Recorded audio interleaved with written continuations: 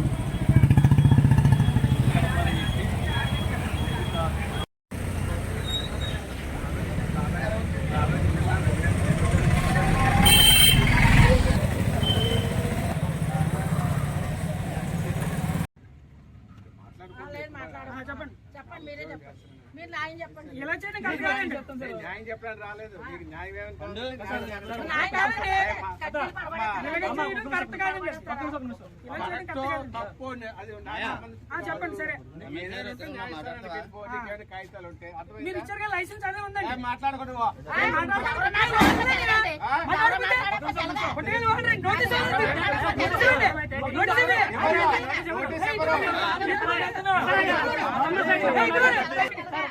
Control చేసుకోమను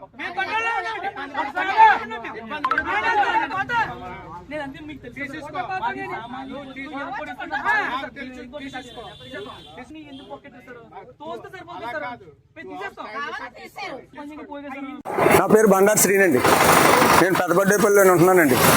గత 30 సంవత్సరాలు బట్టి ఇక్కడే వ్యాపారం చేసుకుంటున్నామండి. ఏదో కూలి పని చేసుకున్నట్టు వ్యాపారం చేసుకున్నామండి. 14 కుటుంబాలు ఉన్నాయండి. 14 కుటుంబాలు ఈ రోడ్డు మీద బతుకుతున్నామండి. 14 కుటుంబాలు ఈ రోడ్డు మీద బతుకుతుంటే కమిషనర్ గారు వచ్చి 100 అడుగుల రోడ్డు అంతా తీసేయమన్నారండి. గవర్నమెంట్ ప్లేసే కదా, టైం ఇవ్వండి సార్ అన్నామండి. టైము లేదు ఏమీ లేదని 15 రోజులు అవుతుంది సార్ చెప్పి. 15 రోజుల్లో వచ్చేదంటే మేము జేసీబీ తీసుకొచ్చి మొత్తం పడగొట్టేశారు సార్. దానివల్ల ఏంది సార్ పేదపడినా సరే ఆయన కనికరం చూపుకుంటా జేసీబీతో మొత్తం పడగొట్టేశాడు సార్.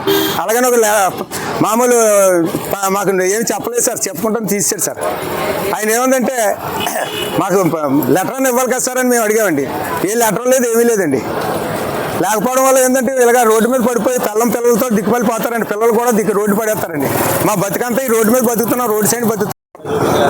మాకు ప్లేస్ ఎక్కడ చూపించలేదు సార్.